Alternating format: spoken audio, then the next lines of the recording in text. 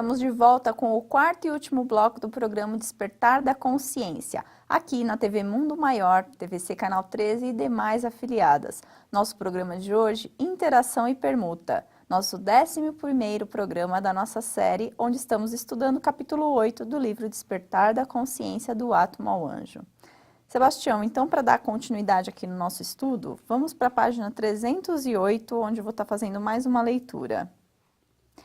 É fundamental que nos coloquemos na posição de quem desejamos auxiliar, interrogando-nos sinceramente sobre o que faria Jesus se estivesse em nosso lugar, pois tudo o que fizermos a um desses irmãos mais pequeninos é a ele e a nós mesmos que estaremos fazendo.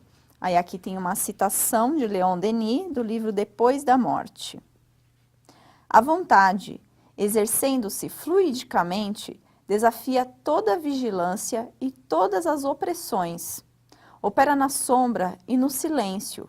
Franqueia todos os obstáculos, penetra todos os meios. Mas, para que produza efeitos totais, é mister uma ação enérgica, poderosos impulsos, uma paciência que não esmoreça.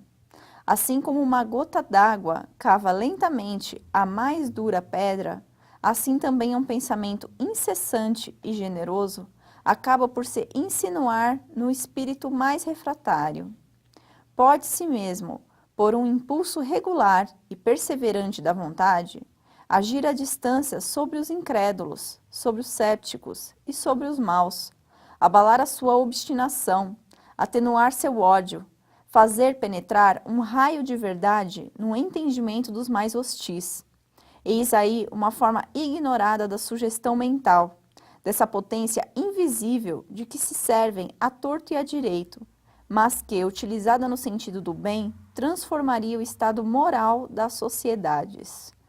Nossa, só o final aqui dessa citação já é um grande estudo, né? Essa questão até do que está falando da própria sugestão mental utilizada de uma forma a beneficiar, né? Uma sugestão mental levada com pensamentos nobres, com pensamentos de crescimento, né? Exatamente. E esses mestres, tanto Leon Denis quanto Kardec, Gabriel Delane, Gustave Gelée, Ernesto Bozano, eles não teorizaram apenas, eles vivenciaram isso na prática.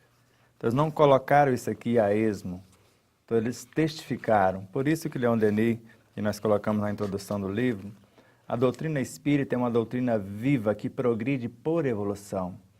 E ela é baseada, as propostas, em fatos e vivências morais. Então, nós não impomos, nós propomos. E o que propomos é baseado em fatos e experiências que foi levado a efeito.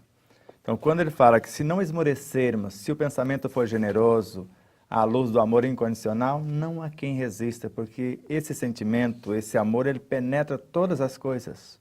E Mahatma Gandhi, percebendo isso, que o amor era a força mais potente do cosmos e ao mesmo tempo a mais sutil, por isso que ele penetrou na mente, nas consciências de mais de 600 milhões de pessoas e pelo menos para aquele momento ele conseguiu pacificá-los para rever, né, condutas e mecanismos que haviam colocado como duas forças antagônicas num passado mais recente ou até remoto. Também é um exemplo de sugestão mental? Exatamente, mas pela força da sua exemplificação, porque antes o próprio Mahatma Gandhi era violento.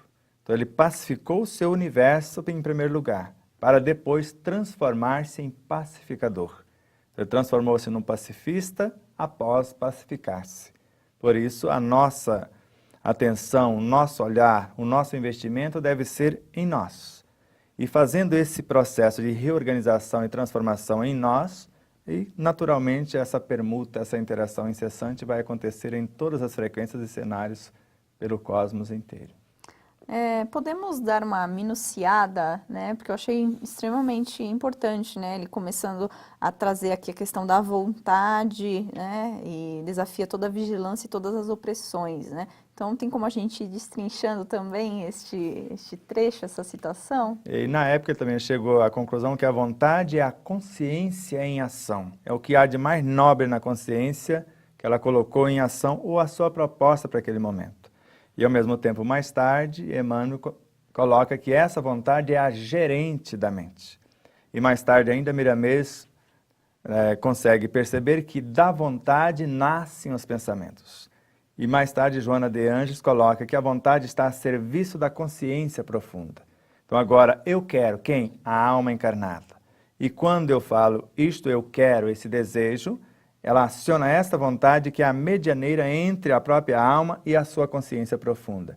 Trazendo de lá as orientações, os anseios, eles vão expressar-se em forma de pensamentos, de ideias, de palavras e em ações.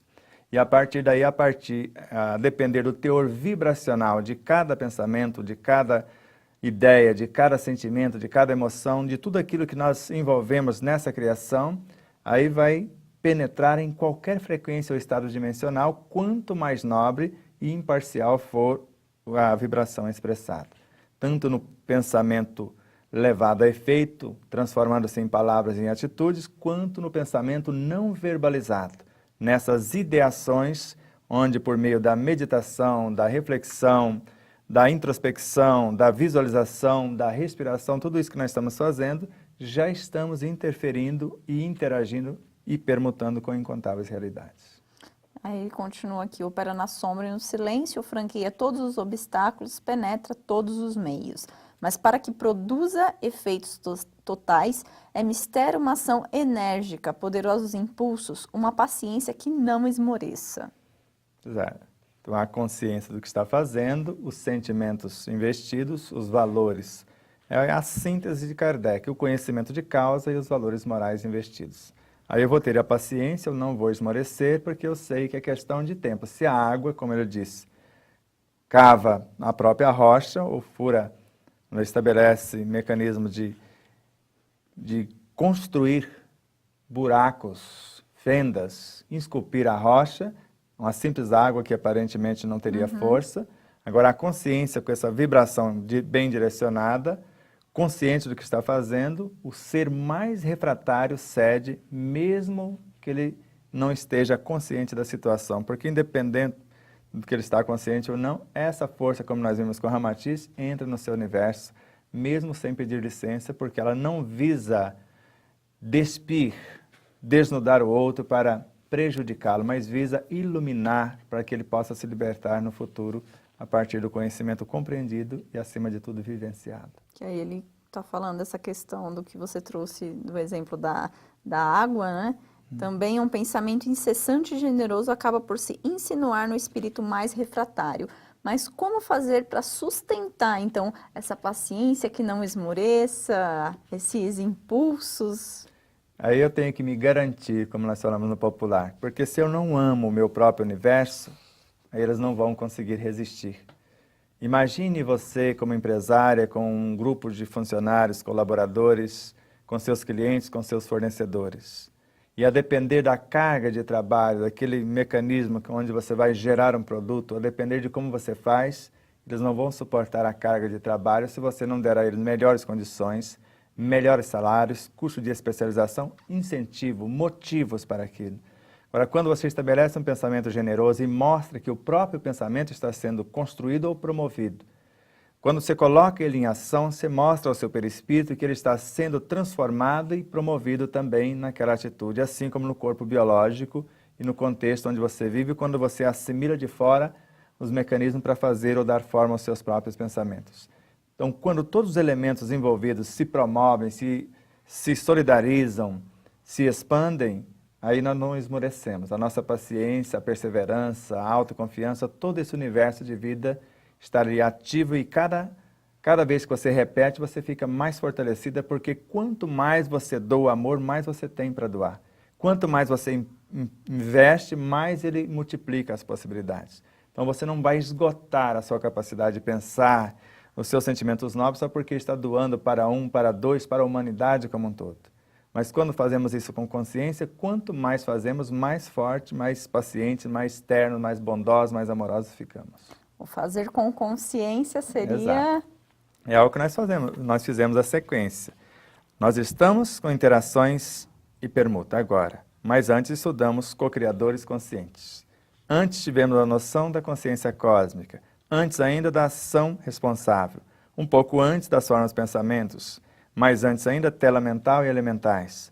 No anterior, a tela mental, o poder do pensamento, autossugestão, infância espiritual e criações mentais. Essa sequência didática nos prepara para estas interações e permutas incessantes com qualidade, para que haja a iluminação e expansão da nossa própria consciência, contribuindo com o entorno com igual conteúdo, para que todos tenham as mesmas oportunidades e, ao mesmo tempo, as mesmas aptidões e as mesmas finalizações para uma vida saudável, plena e feliz.